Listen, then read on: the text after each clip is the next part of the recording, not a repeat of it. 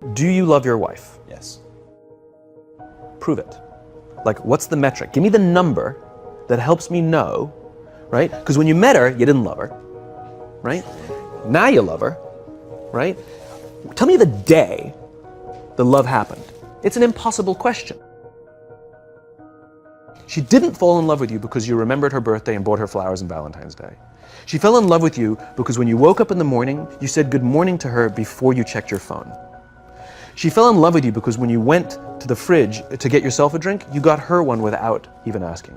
She fell in love with you because when you had an amazing day at work and she came home and she had a terrible day at work, you didn't say, yeah, but let me tell you about my day.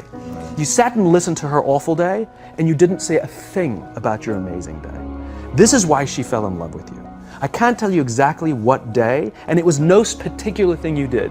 It was the accumulation of all of those little things that she woke up one day and as if she pressed a button, she goes, I love him, right? Leadership is exactly the same. There's no event.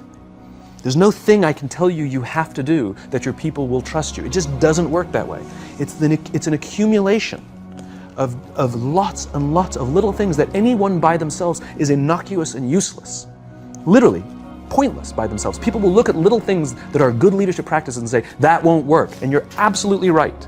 But if you do it consistently, and you do it in combination with lots of other little things, like saying good morning to someone, that looking them in the eye. My friend George, who's a 3-star general in the Marine Corps, he says his test for leadership, and I love this, he goes, his test for a good leader is if you ask somebody how their day is going, you actually care about the answer.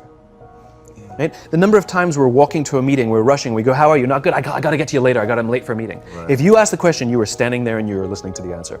It's those little innocuous things that you do over and over and over and over that people will say, I love my job. Not I like my job. I like my job means, yeah, the challenge is great, they pay me well, I like the people. I love my job means, I don't want to work anywhere else. I don't care how much somebody else is willing to pay me. I'm devoted to the people here, and I care desperately about the people here as if they were my family. In business, we have colleagues and coworkers. In the military, they have brothers and sisters. That's how they think of each other, right? If you really have a strong corporate culture, the people will think of each other like brothers and sisters. It's like a family, right? No, brothers and sisters. Deep love. Fight, but the love doesn't go away, right? Bicker, the love doesn't go away. And I'll fight with my sister, but if you threaten my sister, you're gonna have to deal with me. Right? We'll fight internally, we'll bicker with each other, but nobody's gonna hurt each other, and if anything from the outside shows up, you're looking at a unified front. Brothers and sisters.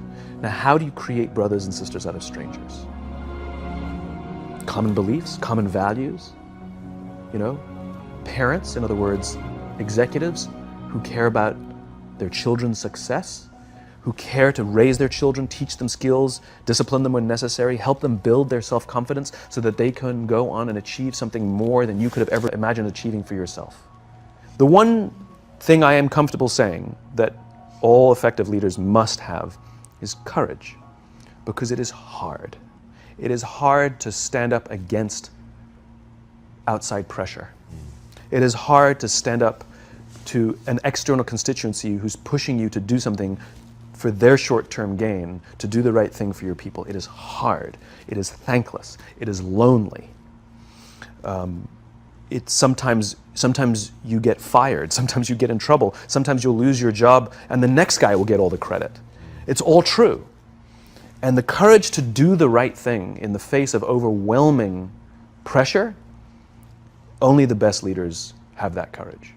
Only the best leaders. And here's the folly. Courage is not some deep internal fortitude. You don't dig down deep and find the courage, right? It just doesn't exist. Courage is external. Our courage comes from the support we feel from others. In other words, when you feel that someone has your back, when you know that the day that you admit you can't do it, someone will be there and say, I got you. You can do this. That's what gives you the courage to do the difficult thing. It's not going off to an ashram by yourself somewhere for 4 weeks and coming back and finding the courage. It's not what happens. It's the relationships that we foster. It's the people around us who love us and care about us and believe in us. And when we have those relationships, we will find the courage to do the right thing. And when you act with courage, that in turn will inspire those in your organization to also act with courage. In other words, it's still an external thing. That's what inspiration is, right? I'm inspired to follow your example. But those relationships that we foster over the course of a lifetime will not only make us into the leaders we need to be and hope we can be, but they'll often save your life. They'll save you from depression, they'll save you from giving up, they'll save you from any matter of negative feelings about your own capabilities, your own future. When someone just says, I love you, and I will follow you no matter what. Why do you, so I want to talk about that for a second. Why do you think that something so innate, so deeply ingrained in us as love is so, like just yesterday, I can't believe this is true, this is actually true, I'm not making this up. Just yesterday, this will mean something to you guys, I looked Ron Penna in his eyes and I said, I love you. And I said it like 100%, is my business partner, I said it 100% sincerely. It was just one of those moments where you want to connect and remember, but that's so weird, like I don't do that often.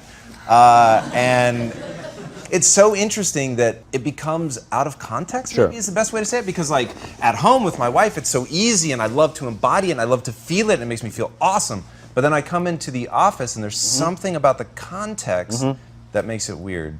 Yes, two perspectives. One is, this is what vulnerability is, right? Being vulnerable doesn't mean crying. Being vulnerable means willing to admit you made a mistake. Being vulnerable is the willingness to say, I need help.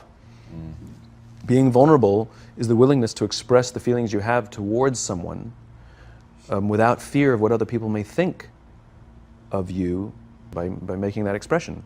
And most people, especially if they don't have a trusting environment or a strong corporate culture, most people don't want to feel vulnerable. It's dangerous to feel vulnerable. If you admit you made a mistake or you don't know what you're doing, you've been promoted into a job that you have no clue or no business being in that job, lying, hiding, and faking is a much better option, right? But for the fact that it's more stressful and ultimately the results will falter, right? It's counterintuitive.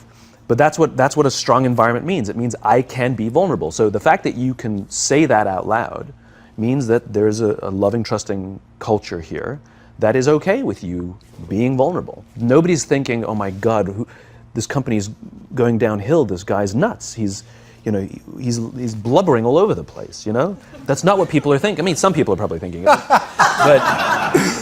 But generally, that's not what people are thinking. If anything, people are going, cool. And that then inspires them to feel that they can also express vulnerability, like admit a mistake, like say they screwed up, like say they need help, let's say, they want to offer help to someone and not fear that either.